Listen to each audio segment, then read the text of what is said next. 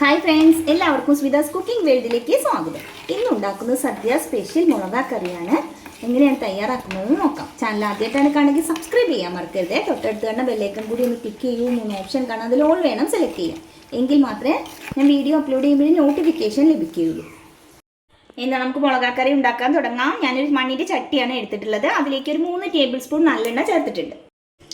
ചെറിയ ഒരു പാവയ്ക്ക ചെറുതാക്കി അരിഞ്ഞെടുത്തതാണ്. അത് ചൂടായ നല്ലെണ്ണയിലേക്ക് ചേർത്ത് കൊടുക്കണം. ചെറുതാക്കി അരിഞ്ഞ ഇഞ്ചി, ഒരു പിടി ഇഞ്ചിയാണുള്ളത് കേട്ടോ. അരിഞ്ഞ് കഴിയുമ്പോൾ നമ്മളിങ്ങനെ കയ്യിൽ പിടിക്കുമ്പോൾ ഒരു പിടി ഉണ്ടാവണം. 8 പച്ചമുളക് വട്ടത്തിൽ അരിഞ്ഞെടുത്തതാണ്. അതും കൂടി ചേർത്തിട്ട് നന്നായിട്ടൊന്ന് ഇളക്കി കൊടുക്കാം. ഈ പാവയ്ക്ക ഒന്ന് വെന്ത് വരണം. വെള്ളമൊന്നും ചേർക്കാൻ പാടില്ല. ഈ നല്ലെണ്ണയിൽ കിടന്ന് തന്നെ ഇത് വേവിച്ചെടുക്കാം.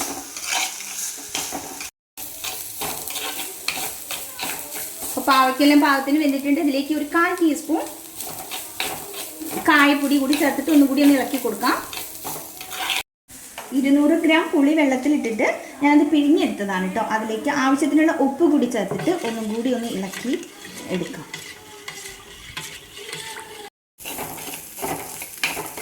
ഇനി ഇതിലേക്ക് നമ്മൾ റെഡിയാക്കി വെച്ചിരിക്കുന്ന പുളിവെള്ളം ചേർത്ത് കൊടുക്കാം.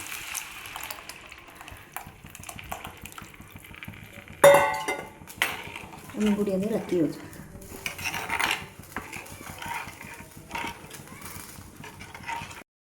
കുറച്ച് കറിവേപ്പില ഇട്ട് കൊടുക്കാം. 2 അച്ച് വെല്ലം. ഇനി ഇതൊന്ന് വറ്റി കുറുകി വരണം കേട്ടോ.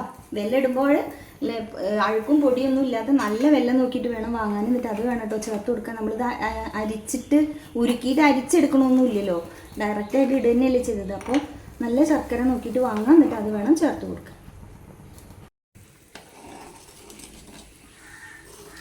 കറി നന്നായിട്ട് തിളച്ച് വന്നിട്ടുണ്ട്. ഇതിനി ഒന്ന് വറ്റി കുറുകി വരണം കേട്ടോ. വയനാട്ടുകാരുടെ സദ്യയിലെ ഒരു പ്രധാനപ്പെട്ട വിഭവമാണിത്.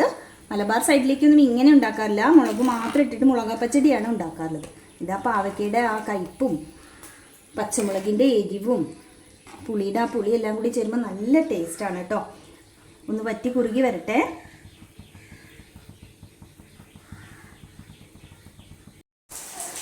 അപ്പോൾ മുളകാക്കറി നല്ല പാകത്തിന് വറ്റി കുറുകി വന്നിട്ടുണ്ട്. കണ്ടില്ലേ? ഈ ഒരു പാകത്തിൽ തന്നെ എടുക്കുക. ചൂടാറുമ്പോൾ വീണ്ടും ഇതൊന്നും കൂടി ഒന്ന് കുറുകി വരും കേട്ടോ.